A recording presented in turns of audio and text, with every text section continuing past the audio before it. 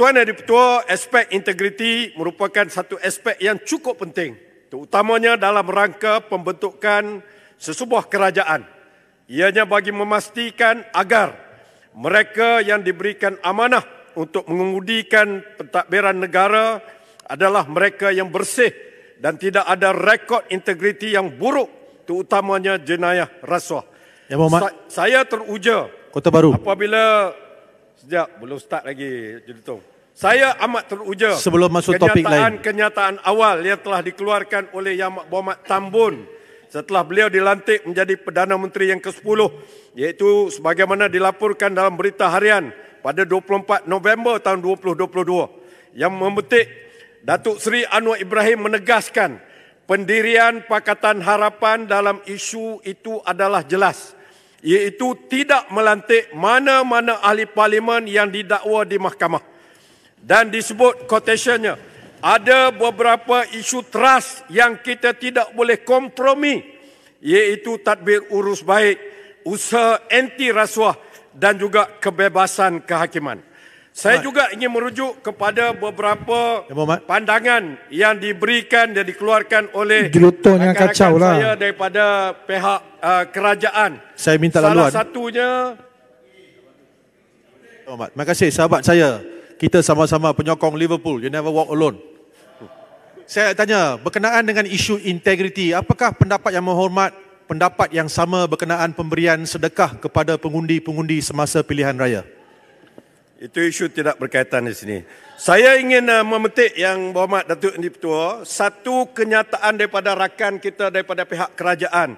Yang Berhormat Ahli Parlimen Pasir Gudang, pada satu kenyataannya, saya ada di sini kenyataan dia yang dilaporkan di dalam Malaysia Kini, yang mengatakan bahawa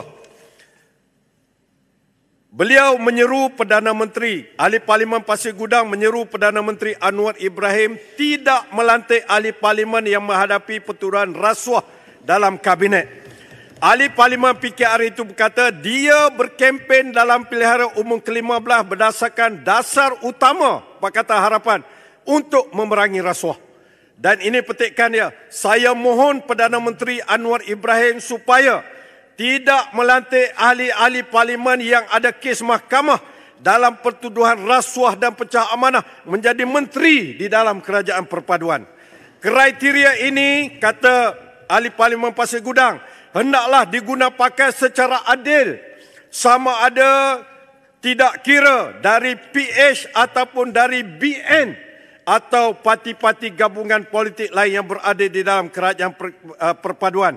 Dan kata-katanya yang saya minat, hapuskan rasuah, ini janji kita, ujar Pasir Gudang.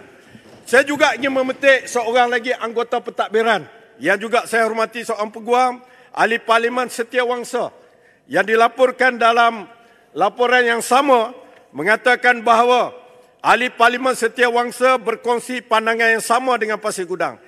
Beliau berkata, quotation, quote, yang terbaik dan paling ideal, saya fikir tidak letakkan mereka yang ada kes mahkamah dalam kabinet supaya tidak timbul isu kelak selain rakyat sangat tekankan selepas PRU 14 lalu hingga kini adalah soal rasuah. Ini dia sebut, kita boleh katakan kes masih berjalan di mahkamah dan sebagainya. Tetapi bagi saya, kata Setiawangsa, seelok-eloknya kena whiter than white. Itu kata dia bila memegang amanah ini. Kata naik Presiden PKR itu. Namun demikian Tuan Yang Di-Pertua, malang seribu kali malang, keterujaan kepada pengesahan ataupun kata-kata Yang Berhormat Tambun nampaknya meleset sama sekali apabila beliau telah membuat pelantikan dalam anggota pentadbirannya, melantik mereka yang bertaraf tertuduh di mahkamah, the accused in the court of law, untuk memasuki ataupun berada di dalam barisan kabinetnya. Ini merupakan satu perkara yang cukup berat. Saya nak sebut perkara ini sekejap, Ulu Terengganu. Jelutong. Ini perkara yang berlaku pada 16 hari bulan Januari tahun 2023, di mana Yang Amat Berhormat Timbalan Perdana Menteri Bagan Datuk, kesnya disebut di mahkamah. pendakwa raya yang mengendalikan kes ini semasa introduce ataupun memperkenalkan kes yang mengatakan bahawa ni di kod dalam Malaysia kini, semasa sebutan kes pagi ini, Timbalan Pendakwa Raya Raja Rosella Raja Toran memaklumkan bahawa tertuduh atau lebih tepatnya TPM berada di kandang tertuduh. Ya Muhammad. Kenyataan daripada Ya Muhammad, memandangkan seorang jelutong disebut, boleh beri peluang untuk saya bahas. Dan di dalam artikel bahasa Inggeris mungkin Speaker, kata ini melanggar peraturan Dewan. Tidak akan diketahui di peringkat Timbalan Speaker 36/2. dalam FMT ya, dalam 36/2. The accused who is also a deputy prime minister Standing order. in the dock. Standing order. Saya menggunakan standing order 37. No, saya bangkitkan standing order 36/2. Saya bacakan. 37 tidak ada gangguan, Tidak ada boleh larangan diberikan. disebutkan apa-apa Tuan Yang perkara yang Aspek sedang dalam integriti timbangan mahkamah. cukup penting. Terutamanya ianya kadang-kadang akan meletakkan kedudukan Standing order. yang Duduklah jelutong. Okey, sekejap saya. Yang berhormat merupakan Kota Baru merupakan seorang peguam. Baca. Dan saya merujuk pada 36/2. 36/2 kata apa? Tidak boleh disebutkan apa-apa perkara yang sedang dalam timbangan mahkamah. saya tidak Berbahas. sebut merit. Tapi You jangan also rujuk lawyer. kepada perkara itu. Saya tidak menyebut merit case. Saya Dan menyebut Bagan apa Datuk yang belum berlaku. lagi dapati bersalah. Ini dilaporkan di dalam Malaysia kini. Ya. Bagan Datuk belum Dulu lagi dapati cakap lain, bersalah. sekarang cakap lain ya. Jelutong. I You know are a very lawyer. well. You are a lawyer. I know you very well. Okey. Win statement. Okay. You are a lawyer. Tuan Dipertua, Jelutong. saya ada 2 Okey. minit. A man is innocent until proven guilty. Okey, Saya juga. Duduk. Come on, must have some standards. Ya Berhormat Tuan Yang Okey, Dipertua. silakan teruskan.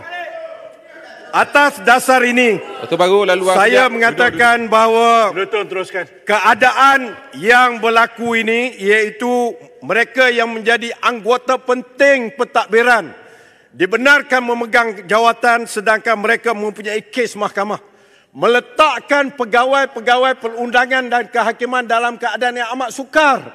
Pendakwa raya prosecute the standing Speaker, Deputy Prime Minister. saya rujuk kembali Judge kepada peraturan is Dewan. hearing case involving standing Memang Deputy jelas Prime perkara Minister. ini melanggar peraturan Jadi atas Dewan. dasar itu, saya bagi pihak pembangkang, I am opposition. Saya pembangkang menyeru supaya kerajaan membuat satu ketetapan.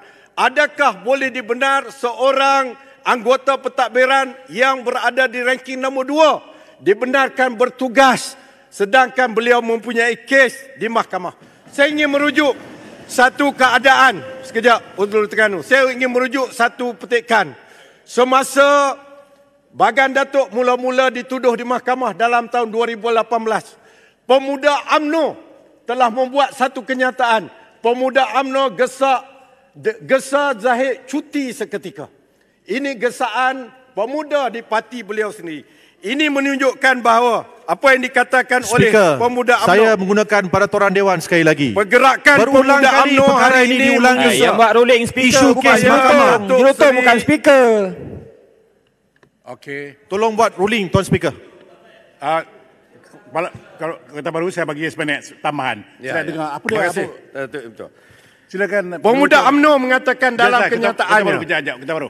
pergerakan pemuda UMNO hari ini menggesa Datuk Seri Ahmad Zahid Hamidi mempertimbangkan untuk bercuti seketika daripada menjalankan tugas sebagai Presiden Parti sehingga kesnya selesai.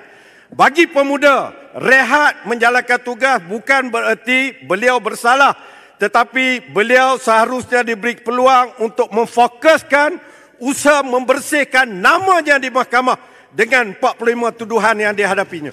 Jadi dalam hal ini, pembangkang menggesa supaya kerajaan membuat ketetapan supaya Boleh sikit anggota pentadbiran yang mempunyai kes di dalam mahkamah mengambil cuti. Ini juga yang dikatakan kepada Yang Berhormat Bagan dulu oleh MCA Pulau Pinang supaya bercuti dulu sementara kesnya selesai.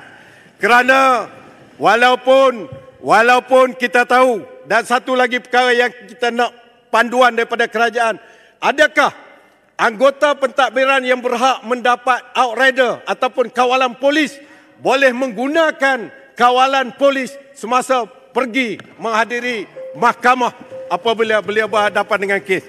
Jadi dalam kes ini kita mengakui a person is innocent until proven guilty, tetapi keadilan perlu diberikan kepada prosecuting ataupun prosecution dan juga mahkamah supaya mahkamah dapat melaksanakan keadilan without fear or favor. Tanpa mereka takut dan gentar, mereka boleh melaksanakan tanggungjawab. A standing Prime Minister, Deputy Prime Minister facing the court case adalah keadaan yang tersalah arah kepada pegawai-pegawai kehakiman.